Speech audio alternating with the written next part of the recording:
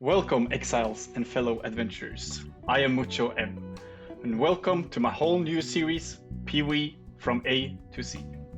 Path of Exile has a ton of different active skills. However, how many of them are actually viable to build around? My mission is to try out every single skill in Path of Exile and put them to the ultimate test, beating a pinnacle boss in solo self-found mode. Solo self-found means no outside help in-game, no trading, no handouts, just me and the gear I find or craft along the way.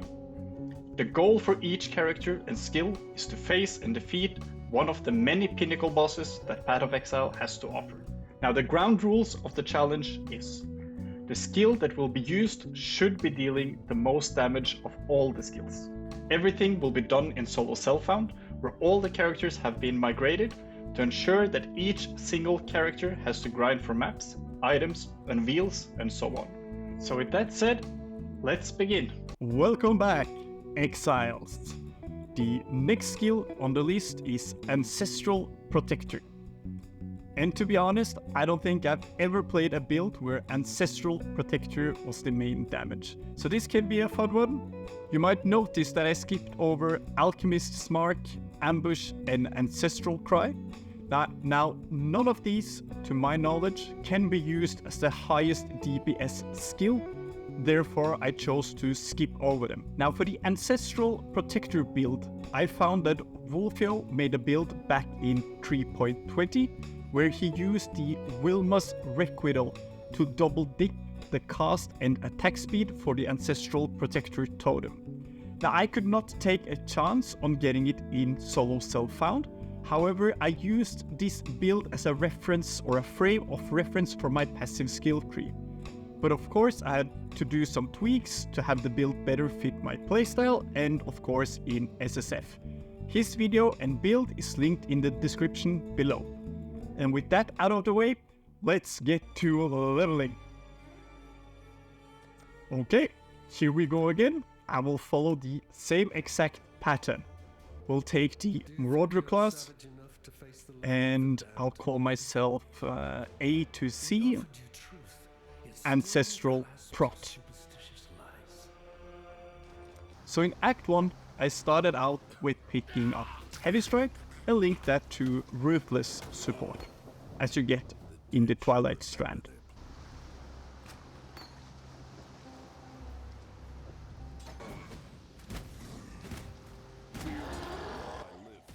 After killing Hillock, I picked up the Ground Slam as the damage dealing skill and linked that to the Ruthless support. From there on, I ran straight on to the Mudflats and did the quest Breaking Some Eggs.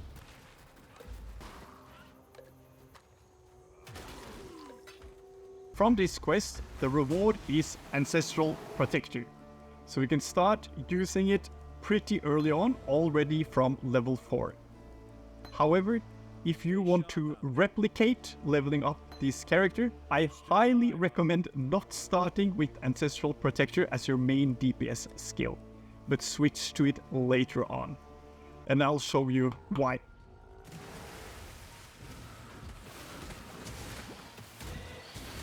Five minutes later. I also picked up Ancestral Call Support and linked that to Ancestral Protector.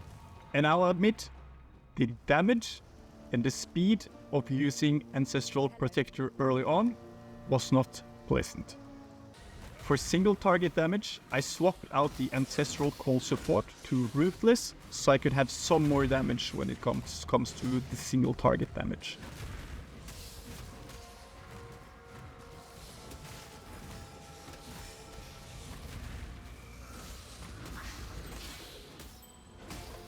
I also picked up War Banner and Dash to get some extra damage and movement skill early on.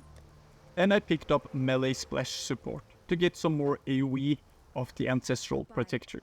However, I did not have any 3 links, so I just kept on going with Ancestral Protector linked to either Ruthless or Ancestral Call support. After that, it was straight to Brutus.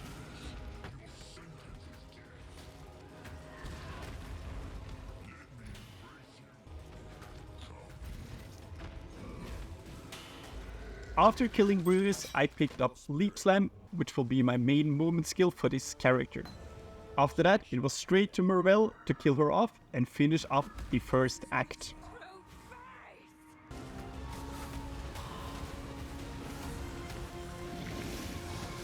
I finished up Act 1 at level 15 and with the following passive skill tree.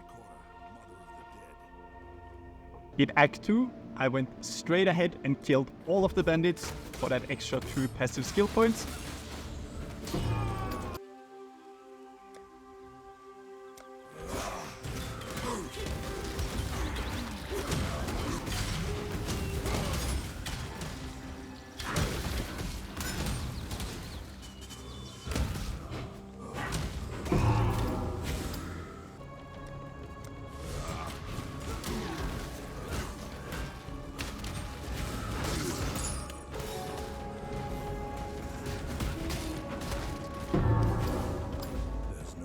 After killing the bandits, I could also upgrade my axe. So a good vendor recipe in the early game for this is your weapon of choice, a magic or rare rustic sash, and a blacksmith's whetstone. That will yield increased physical damage on the weapon of choice. As a reward from the quests, I picked up melee physical damage support and linked that in my Ancestral Protector. So to sum up, I had Ancestral Protector linked to Ancestral Call and melee physical damage support. After killing Fidelitas, I also picked up Ancestral Cry, just to get some extra melee strike range and some armor for defenses. I also went back to Act 1 and picked up faster attack support, so I could link it to Leap Slam for some faster movement. After that, I headed straight towards the Val Oversoul to finish up Act 2.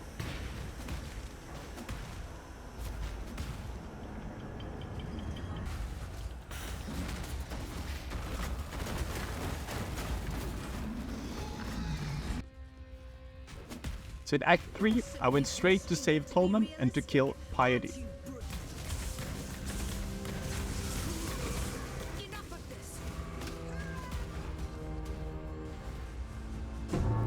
After killing Piety, I took Anger as the reward. It is not perfect, but will give me some extra fire damage in the early acts. And at this point, all extra damage is good damage. I also swapped out my Ancestral Cry with Infernal Cry. Infernal Cry will cover the enemies in ash, so enemies will take more fire damage. And it also does so that enemies can explode, dealing 8% of the monster's max life. This will help a lot during the early acts for clearing packs faster. Need something? I also upgraded my axe to get some more DPS and headed towards the Solaris Temple. On the docks, I was really lucky and eluded a 4-link. Finally, I could get some more damage. Okay. I linked in elemental damage to attack support, as I will convert my physical damage to fire very soon. And I headed straight to Piety for that extra kill. Thereafter, I headed straight towards Dominus and was ready to finish up Act 3.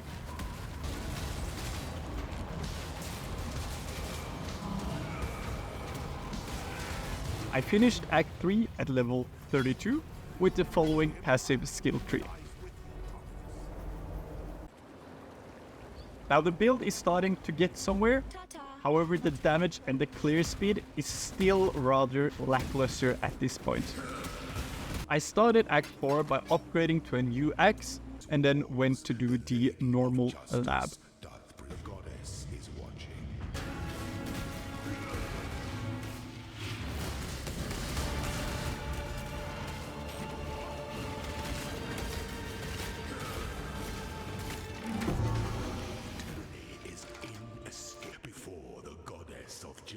I could finally ascend into a Chieftain,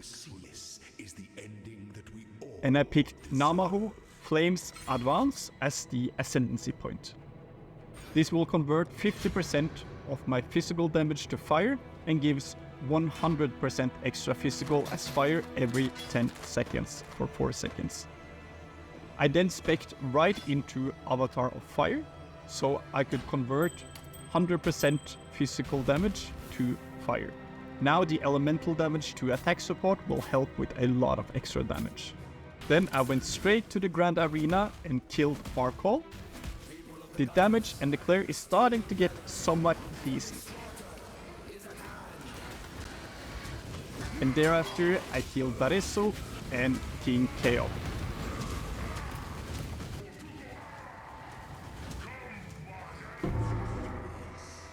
After that, I went back and picked up Flammability as a curse in Act 2 and went straight towards Malachi.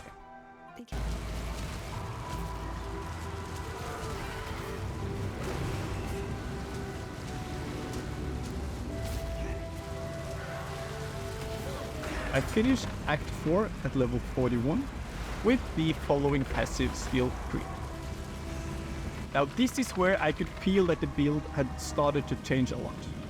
After taking the attack mastery, I would get a ton more melee strike range, and the mastery also gives that non-Val strike skills target one additional nearby enemy, meaning I could finally remove Ancestral Call support, and I switched it out with multi-strike. You could already see the difference in clear speed and damage. In Act 5, on my way towards Innocence, I looted a pretty good one-handed axe. While I had some passive skills into two-handed axes, it was a pretty good one-handed axe, so I decided to use this axe for some time during Act 5. The damage in clear was pretty good at this point, so I could start zooming a little, and went straight towards the High Templar Avarius.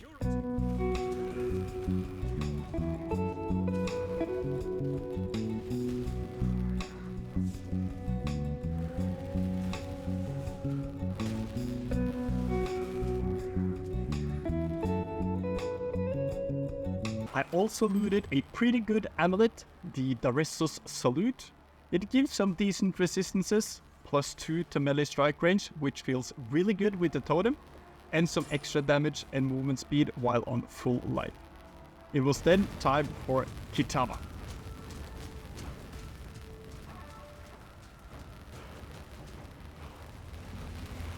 I finished Act 5 at level 47 with the following passive skill tree. In Act 6, I started out by clearing the Twilight Strand to get access to all of the skill gems, and ended up changing a lot of skills. So to summarize the skills after Twilight Strand, it was Ancestral Protector linked to multi-strike, elemental damage to attack support, and melee physical damage support. I bought Summon Skitterbots and linked it to Unbound Ailments, and Ancestral War Chief linked to multiple totems and elemental damage to attack support. I still have the Infernal Cry and Leap Slam linked to faster attacks for movement, and Steel Skin for defenses, and at last, Flammability for cursing. After that, it was smooth sailing, so I went straight towards Tsoaga to finish off the act.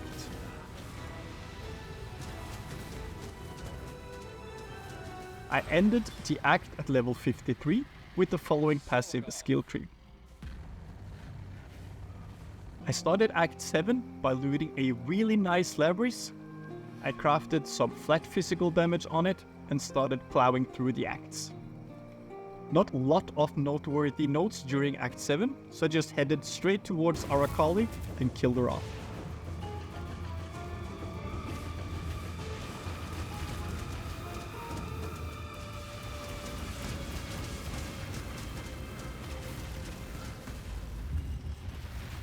The build starts to feel a lot better, the damage is decent, and the clear is really good. I ended Act 7 at level 57 with the following passive skill tree. When I arrived in Act 8, I went straight to the Labyrinth and completed the Crucible Lab.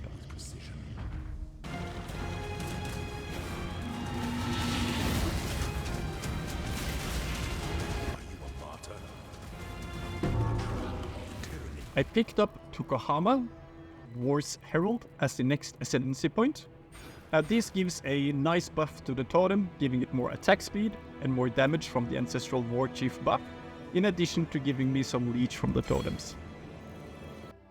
I also crafted a new two-handed axe and gained some extra damage. And thereafter I headed straight towards killing Solaris and Lunaris. So let us take just a small second to look at the damage and the clear that the skill has now.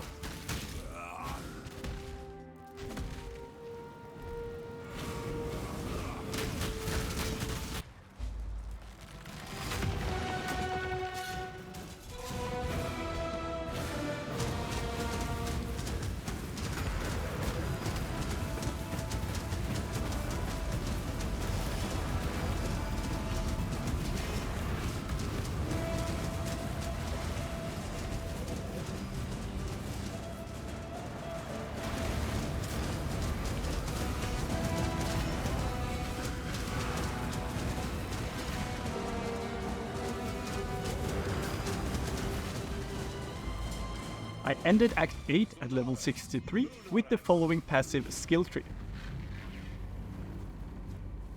In Act 9, I started heading towards the Depraved Trinity and I had my first Syndicate encounters.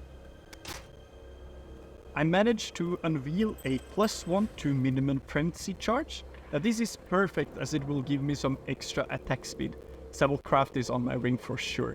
To get some better defense, I also swapped out some of the skill gems. I went and I bought Determination to get some extra armor, and I removed Unbound Ailments from Skitterbots. So the auras now was Determination and Skitterbots, and the rest of the skills remain the same. Unfortunately, again I had some corrupted footage, so the lab and the Kitava kill in Act 10 was not recorded. However, from the Merciless lab I picked up this Ascendancy, and I finished Act 10 at level 70 with the following passive skill tree. Now all of the acts were completed in about 9 hours, and I did not die during the campaign playthrough. So to compare it to Absolution, it took about, an hour extra? So not too shabby. But again, the tutorial is over and mapping is up next. See you then, and stay sane, Exile.